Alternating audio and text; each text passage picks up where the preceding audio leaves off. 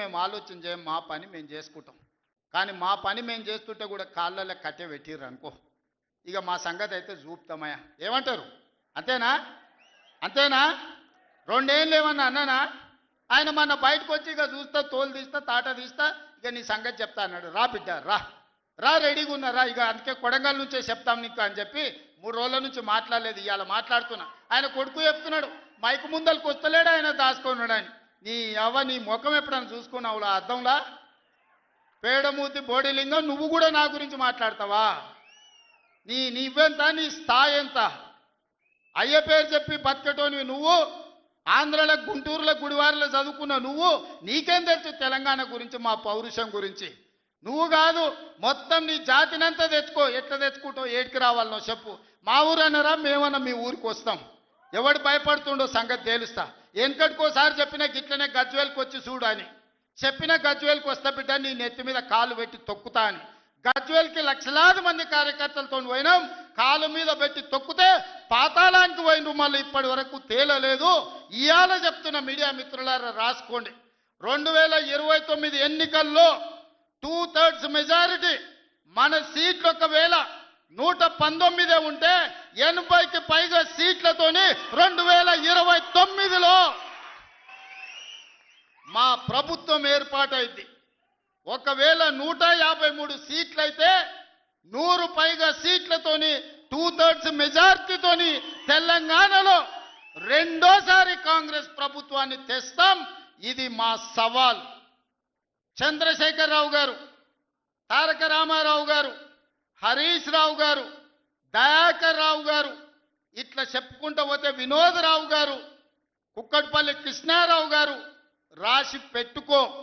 2029లో 2/3 మెజార్టీతోని ఈ రాష్ట్రంలో కాంగ్రెస్ ప్రభుత్వాన్ని ఏర్పాటు చేస్తా.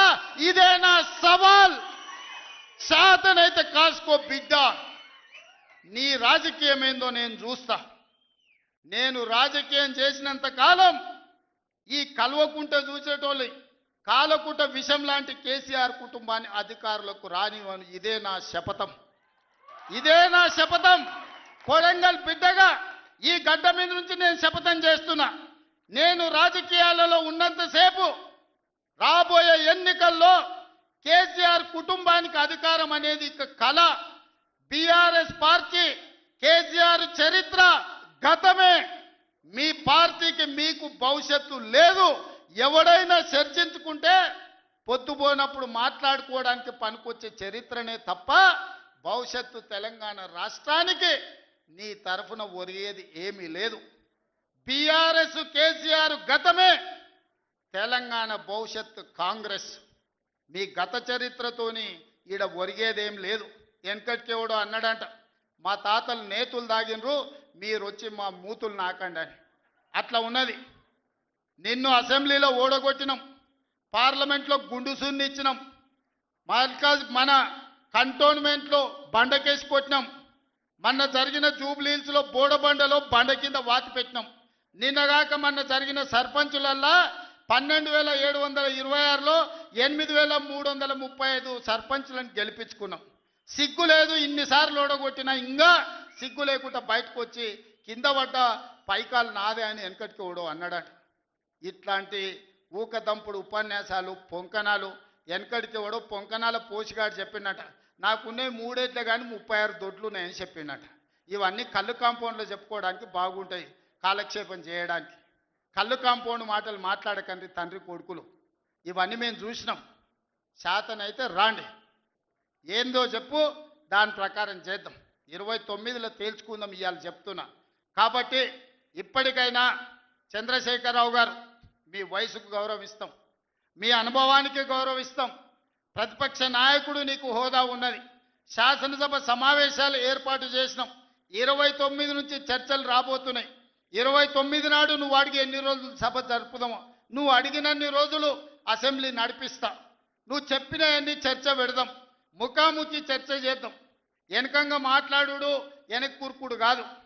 నీళ్ల మీద మాట్లాడతామా, నియామకాల మీద మాట్లాడతామా, నిధుల మీద మాట్లాడతామా, తెలంగాణలో జరిగిన అభివృద్ధి మీద మాట్లాడతామా, రైతు భరోసా మీద మాట్లాడదామా, రైతు రుణమాఫీ మీద మాట్లాడదామా, లేకపోతే ఆడబిడ్డలకు ఇచ్చిన ఉచిత బస్సు మీద మాట్లాడదామా, లేకపోతే నువ్వు ఏం కోరుకుంటావో చెప్పు, షాదీ ముబారక్ మీద మాట్లాడదామా, కళ్యాణ లక్ష్మి మీద మాట్లాడదామా, ఇందిరమ్మ ఇండ్ల మీద మాట్లాడదామా, దేని మీద మాట్లాడదామో చెప్పు, నేను సిద్ధంగా ఉన్నా.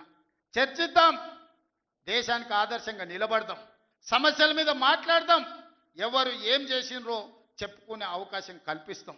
రాండి, మీరు మొహం చాటేసి ఫామ్ హౌస్లో పడుకొని మీరు ఖాళీగా ఉన్నప్పుడు పార్టీ ఆఫీసులు వచ్చి 10 మంది చెంచాలను పెట్టుకొని ఆ 10 మంది చెంచగాళ్ళ ముందల నువ్వు పొంకనాలు కొట్టుడు కాదు. నిజమైన చర్చ అసెంబ్లీలో చేద్దాం. ప్రజలు ఎన్నికలు ముగిసినాయి, అసెంబ్లీలో చర్చ చేయమని చెప్తారు. ఎవరు ఏం మాట్లాడతారో ప్రజలు వింటారు. విఘ్నులైన ప్రజలు తీర్మానం చేస్తారు. ఇలా సర్పంచులు అయిపోయినాయి, గ్రామ సభ పెట్టి సమస్యలు పరిష్కరించాల్సిన వాళ్ళు మళ్ళా సందు ఇల్లు తిరుగుతుందా అంటే ఏమన్నా అర్థం ఉందా? సర్పంచులారా మీరు చెప్పండి.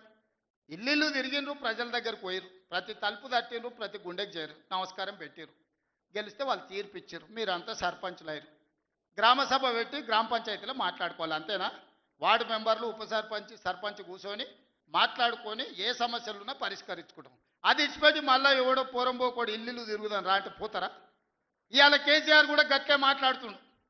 ఈడ మాట్లాడదాం రావంటే రంగారెడ్డి జిల్లాలోటి, పాలమూరులోటి, నల్గొండలోటి ఆయన మీటింగులు పెడతాడంట. నువ్వు మీటింగులు పెట్టకపోతే సంతలో పోయి బర్రెలను కాసుకో, మేము వద్దంటున్నామా? మాదేం పోయింది? నీకు పొద్దు పోకపోతే మా కల్వకుర్తి సంతల్లో, కొడంగల్ సంతల్లో, ఇట్లకెళ్ళ మా ఎడ్ల సంతలు బొచ్చడు ఉన్నాయి. మత్తల్లో కూడా లేదు, పెబ్బేర్లో పెద్ద సంత ఉన్నది, పసల సంత. పోయి ఆడ పసల కాడ పోయి బర్రం కాసుకోపో, నేను వద్దంటున్నానా? నాదేం పోయింది? నీకు ఎట్లాగూ పని లేదు, ఖాళీగా ఉన్నావు పోయి ఆ పెబ్బేరు సంతలో బర్రెలు కాసుకోపో, బర్రెలు కొనుక్కోపో, నేను వద్దానన్నా? చర్చ చేయడానికి సభ ఉంది, అర్థవంతమైన చర్చలు చేద్దాం, తెలంగాణ ప్రజలకు వివరిద్దాం.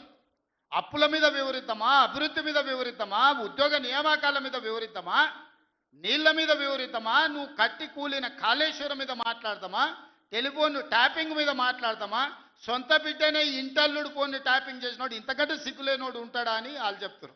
ఓ పక్కన నేను 1 కోటి మంది ఆడబిడ్డలకు చీర పెడతా, సారె పెడతా నేనంటే ఉన్నొక్క చెల్లెల్ని ఇంట్లోకెళ్ళి బయటకు వెళ్ళగొట్టిన వాడు ఆస్తిలో వాటా అయ్యేస్తుంది. గంత పనికిమాలినోడు, సొంత చెల్లెలకే చీర పెట్టలేనోడు, సొంత చెల్లెలకే పండుగ పూట బుక్కెడు బువ్వ పెట్టినోడు, వాడు కూడా ఒక మనిషా? మా ఆడబిడ్డలను ఆలోచన చేయమని అంటున్నా. ఏం ఆశిస్తామమ్మ పుంటింటి కాడ మనం? చెప్పురి.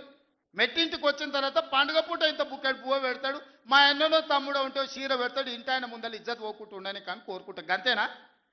వాళ్ళ ఆస్తి అడుగుతామా? ఆడపిల్లలు మీరు సగం మంది సర్పంచులు ఉన్నారు కదమ్మా, ఆడపిల్లలారా మీరు చెప్పండి. పుట్టింటి గౌరవం నిలబెట్టడానికైనా ప్రయత్నం చేస్తారు కదా మీరు మీ అత్తగారింటి కాడ. వాళ్ళ ముందర మీకు ఇజ్జత్ లేకుండా పండుగ పూట తల్లిదండ్రులు వాడు అన్ననో తమ్ముడో ఉంటే పండుగకి ఇంటికి కూడా విలువకపోతే మీ అత్తగారి ఇంటి కాడ, పక్కింటి కాడ, తోటికోడల ముందర ఇజ్జత్ పోతుంది. అమ్మ గిత్త కంటే అవమానం ఉంటుందా? ఓ పిలిచో సారి చీర పెట్టకపోయినా మీరే కూడా పెట్టుకుని ఉంటే వానికి ఇచ్చో చీర కొని నువ్వు పెట్టినట్టు అని చేయరా అంటాం. పుట్టింటి ఇజ్జత్ ఎవరని తీస్తారా?